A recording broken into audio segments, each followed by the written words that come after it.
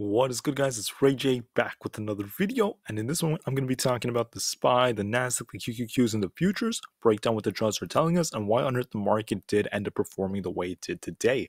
I'm also going to break down what's happening for tomorrow that will affect the market and what the data is telling us, as the market is starting to show some very bearish signals. Now, before I break anything down, before I get into any more details about the market, I do have to mention a couple of things before starting. Firstly, I'm not a financial planner. Make sure you take none of this as financial advice whatsoever. And also, if you guys can, please smash the like button if you want to see more videos like this. It not only benefits me, it benefits the entire community as a whole. And the last thing is, if you guys can, please check out the Moomoo link down below in the description. If you sign up for Moomoo, the link down below, and deposit $100 into the account, you're guaranteed 5 free stocks, plus you'll have free level 2 data with $0 in commission for trading. It's a limited time offer. The offer ends in just 5 days. With that out of the way, let's get on with the video. SPY actually ended up doing something very interesting. As you guys can see on the 1 hour time frame, we had this channel that was being respected over and over and over again. And I just want to note that even though we were respecting the channel, I did predict we'd get a nice bounce that happened in the morning, but then we ended up coming down to fill this gap, and then we got a retest of the channel right here. We tried to bounce again, and we failed. The bears came in, and they just attacked very hard, and they dragged the market down super hard, and we saw SPY come all the way down to 405. So now the market is showing lots of weakness, and we are going to likely see a big shift in sentiment. When we look at the extreme levels we are at, I want to note that the MACD is starting to flip, and we are going to likely see a continuation of this downside. But it also depends heavily on CPI that's coming out on Tuesday. But as of right now, the technicals are looking like the market was exhausted, the buyers got exhausted, and we are going to likely see a continuation to the downside. Now, looking at the charts, you have to remember, I did show you guys this chart on many occasions. I just wasn't sure where the top was, and it looks like we may have actually seen the top at 418. I want to note this because look at the greed levels. When the greed hits these extreme levels, we tend to see the market hit its peaks, and we are at the highest greed level we've seen at a very long time. At least we were, and now I think greed is starting to slow down, and the market is also slowing down. So these are often signs of tops. The market likely topped. Jobless claims came out a little bit high, which was good for the market. That's why the market ended up popping. But I do expect that this pop that we saw is not going to actually last. And we did see the market come down. Could the market pop again? It could try, but it's not looking as good for the bulls. The consumer sentiment is also coming out for tomorrow. Not really too big, but we do have some Fed speakers coming out, and when they talk, they like to smack the markets down. We have some earnings. I think PayPal has earnings very soon. So does Lyft. And then we also have Honda and a bunch of others. Please be prepared for all of this. The charts are telling me we're looking a little bit more bearish now. It does not look like we're going to continue rallying the way we are. We did get a small bounce at the end of the day.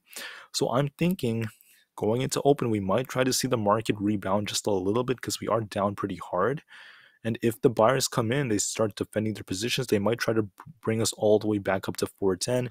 Maybe if they could break us all the way back into this channel, it is possible, but I see it being a little bit less likely because they don't have as much strength. If you're a bull, you're going to be watching for a break of 410. A break above that could take us all the way up to 412. It is possible, but it's going to be more difficult than before. If you're a bear, you're going to watch this thing maybe reject off 410 or somewhere around there and continue to chop, and we might get dragged down all the way down to 405, maybe down to 400. That could come pretty fast as well. So right now the market could start to see some panicking.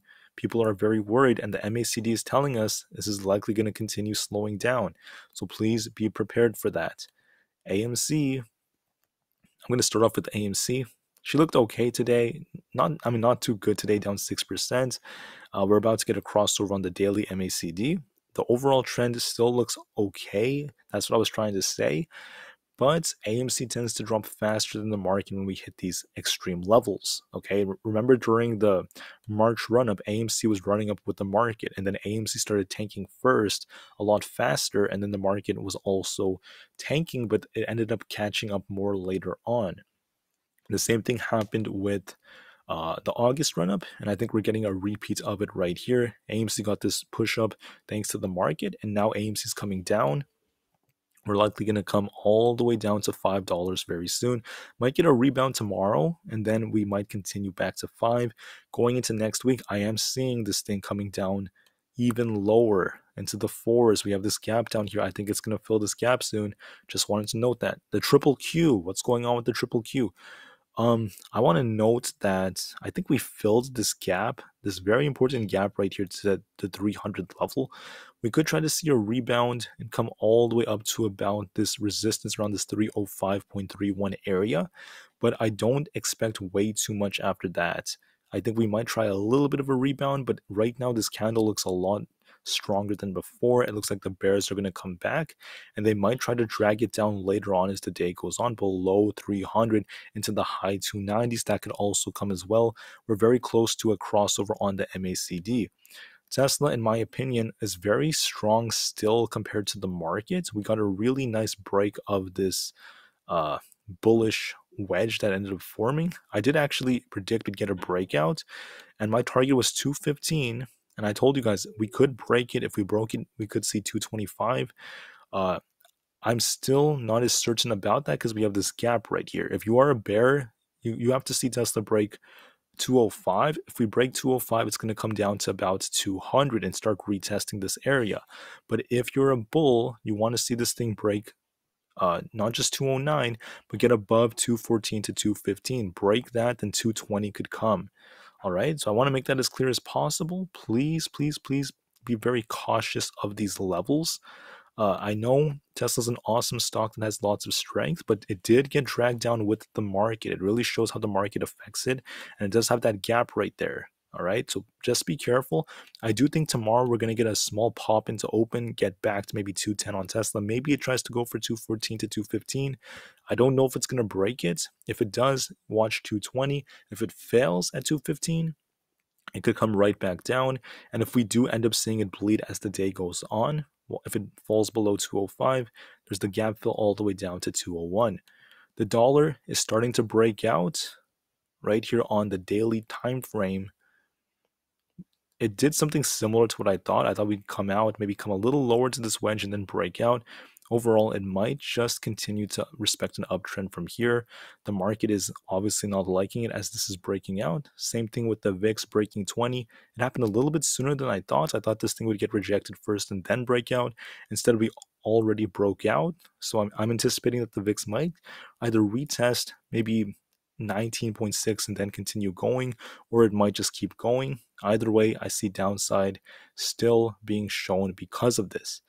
Finally, Aapl is telling me Aapl actually doesn't look that great, and I see this as an issue for the bulls.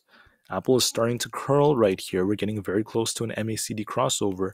I'm saying this because if this continues to come down and breaks below 150, it has the potential to maybe try to retest 148. If it fails there, we're likely going to get the gap fill and come all the way down to 145.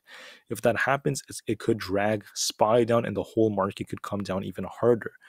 Finally, 10-year treasury yield is starting to break out. I did think we might try to fill this gap first before we break out. It is still a possibility, but it is still continuing to respect a nice uptrend. Once again, bearish for the stock market.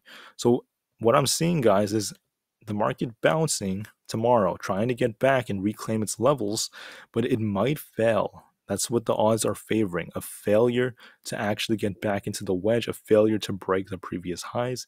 That's what the odds are starting to favor, and it's very likely we might just continue to come down after such a huge bearish candle like this.